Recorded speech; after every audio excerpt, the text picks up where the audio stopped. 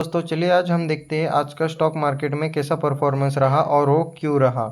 तो सबसे पहली न्यूज़ ये आ रही है कि टाटा मोटर का जो शेयर है वो अभी ऑल टाइम हाई पे ट्रेड कर रहा है। ये भी जो शेयर है अब तक के सबसे हाईएस्ट प्राइस पे गया है और आज ही के दिन इसमें हमें 4% की मूव देखने को मिली।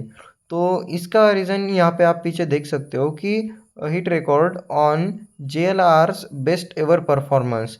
तो चलिए मैं आपको आज इसके बारे में बताता हूँ। तो दोस्तों आप देख सकते हो कि यहाँ पर 2356 गाड़ियाँ इन्होंने फर्स्ट हाफ में इस साल बेची है और फर्स्ट हाफ पिछले साल में इन्होंने 1194 बेची थी, लेकिन इस साल 2356 बेची है। तो इसका मतलब हम यहाँ पे देख सकते हो कि 97% से उन्होंने ज़्यादा बेची है। हम एक अप्रोक्सीमेट 100% भी कह सकते हैं, मतलब कि डायरेक्ट इन्होंने डबल परफॉर्मेंस दी है। जितने भी गाड़ियाँ इन्होंने पिछले साल बेची थी इस समय में, उससे डबल गाड़ियाँ इन्होंने इस साल बेची है। तो इसी की वजह से हमें टाटा मोटर्स में 4% की मूव देखने को मिली।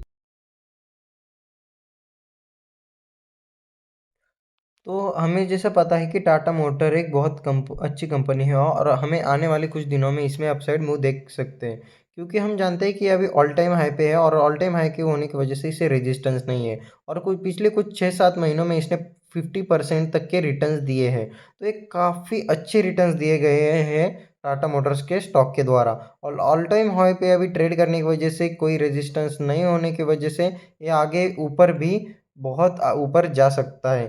तो हमें स्टॉक्स पे कड़ी नज़र रखनी पड़ेगी। इसके बाद देखिए 10% की अपमूव हमें आयरकॉन और राइट्स में 7.2% की मूव देखने को मिली। तो इसका मेन रीज़न ये है कि इन दो कंपनियों को नवरत्न स्टेटस दिया गया है। तो ये नवरत्न स्टेटस एक्चुअली में है क्या और ये क्यों दिया जाता है, इसके बारे में मैं अभी आपको। तो देखो आप यहाँ पे क्लियरली देख सकते हो कि Navratna status, the department of public enterprises also granted the Navratna status to another PSU RITES.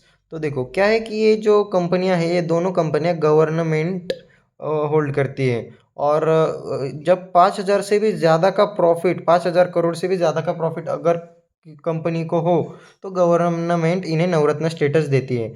तो इन स्टेटस में क्या होता है कि आपको इस स्टेटस के लिए 25,000 करोड़ रुपए इसका रेवेन्यू भी ज़्यादा चाहिए, इससे भी ज़्यादा चाहिए।